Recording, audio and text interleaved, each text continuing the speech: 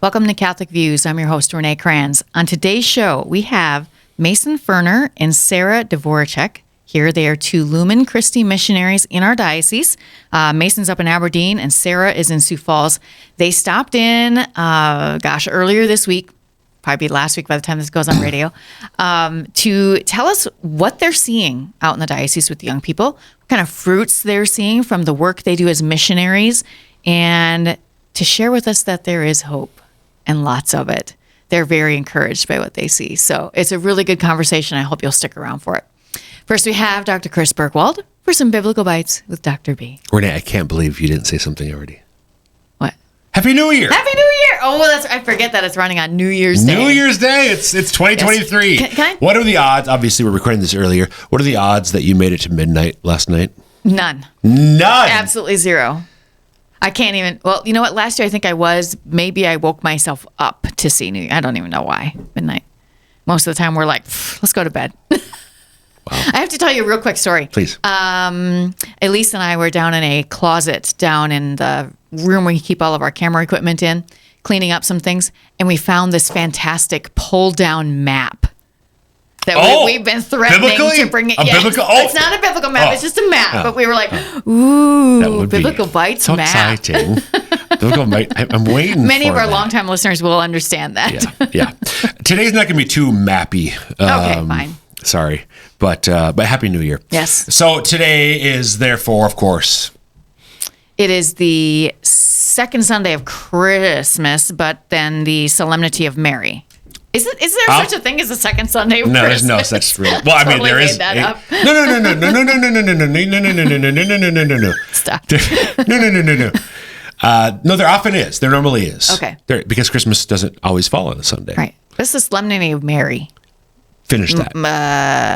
Mother of God? Yes. She said it with a question mark.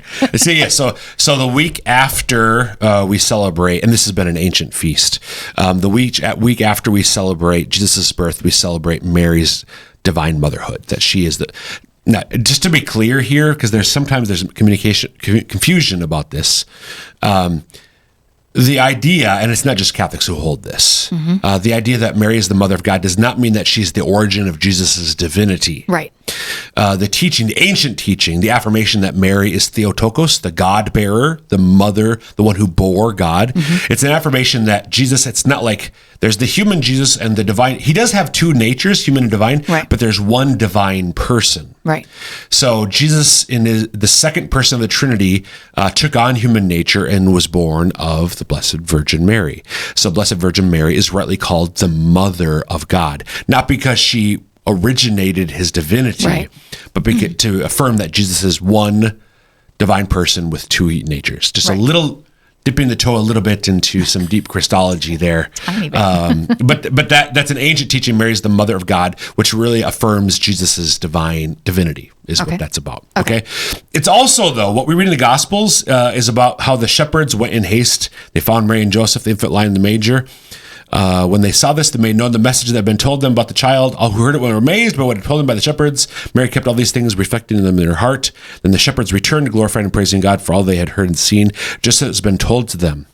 When 8 days were completed for his circumcision, he was named Jesus, the name given him by the angel before he was conceived in the womb.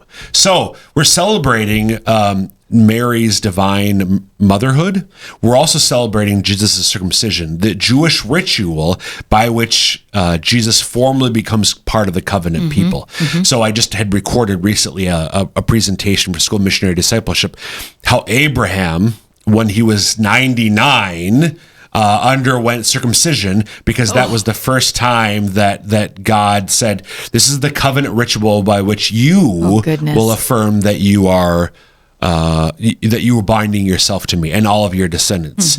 So Jews, ever since then, when they've been faithful, they have practiced the not just the medical procedure of circumcision, it is that, but with it's a covenantal ritual by which they are affirming that they are a part of God's people. Right. So Jesus himself, of course, is God. Of course, he's part of God's people.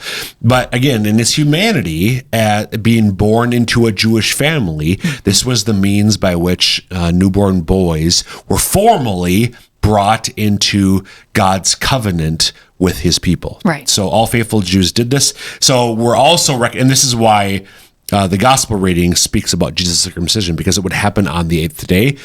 It's been, quote unquote, 8 days since Christmas.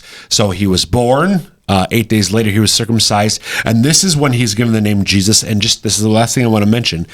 His name is who he is and what he does. God saves. He is God, and he has come to set his people free from their sins and save them. Thanks a lot, Dr. B, and have a happy new year, everyone.